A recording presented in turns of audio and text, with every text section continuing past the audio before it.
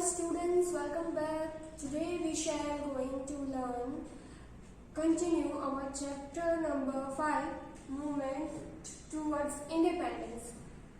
तो lastly हमने देखा था Mountbatten Plan 1947 and the partition of India, Pakistan and the Hindustan. अब हम देखेंगे कि इंडिया इंडिपेंडेंस एक्ट जुलाई 1947 उसमें क्या क्या मेन पॉइंट्स हैं और कैसे उसमें हमें आज़ादी मिली, किस तरह से हमारा ये एक्ट है वो शुरू हुआ. The British Parliament passed the India Independence Act according to Mountbatten Plan. According to this, India's first Governor General was Mountbatten and Janab Jinnah was the Governor General of Pakistan. By this act, India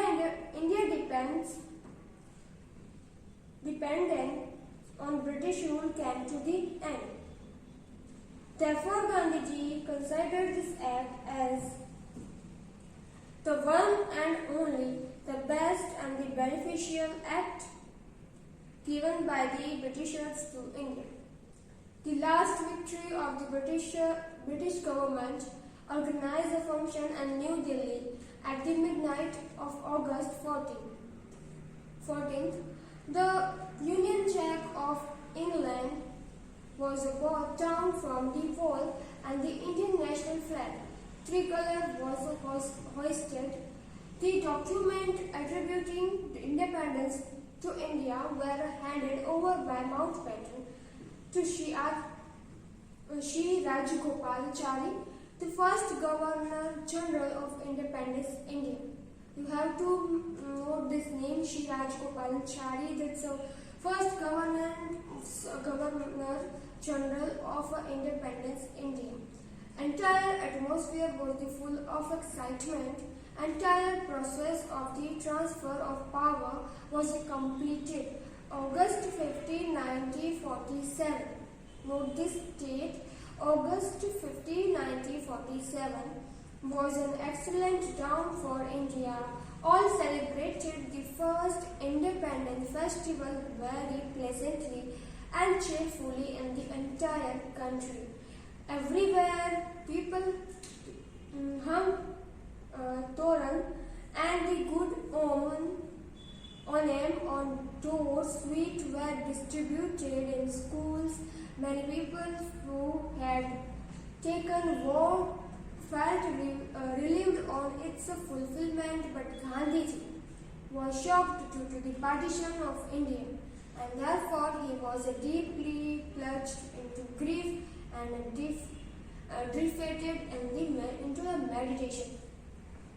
तो यहाँ पे बात आया गया है कि ये जो एक्ट इंडिपेंडेंस इंडिया एक्ट था वो शुरू हो गया और उसके अकॉर्डिंग जो गवर्नर थे माउंटबेटन के प्लान को एक्सेप्ट किया गया, पार्टीशन को एक्सेप्ट किया गया और फिर ब्रिटिशरों ने इन्हें पूरी तरह से जो पावर थी कॉन्स्टिट्यूशनली या फिर इकोनॉमिकली सोशली सारी जो पावर थी इंडिया की वापस इंडिया को दी.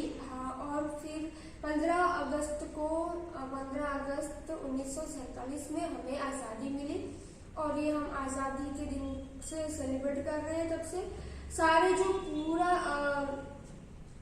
हमारा इंडिया था वो बहुत ज़्यादा खुश था, सेलिब्रेट कर रहा था. अलग अलग डिफरेंट टाइप से खुद के अलग अलग डिफरेंट जो कस्टम्स थे उनसे ये सारे सेलिब्रेशन हो रहे थे.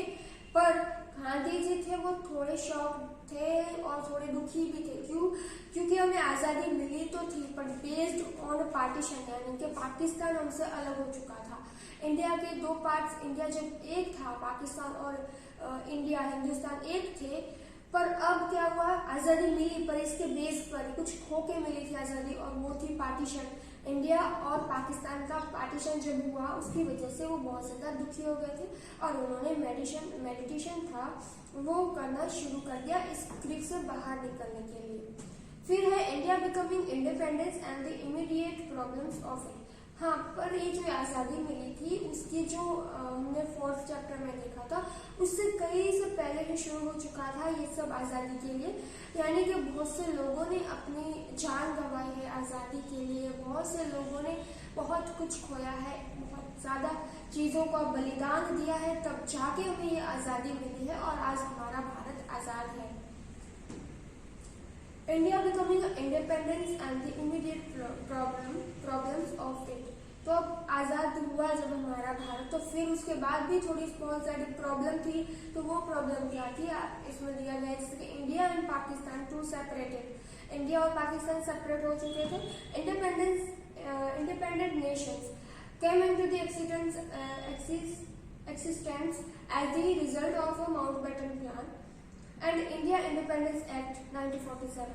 इन दोनों के चलते ये हमें आज़ादी मिली थी और दो पार्टीशन हो चुके थे, India and Pakistan. The resolution to the following problems had to be found out.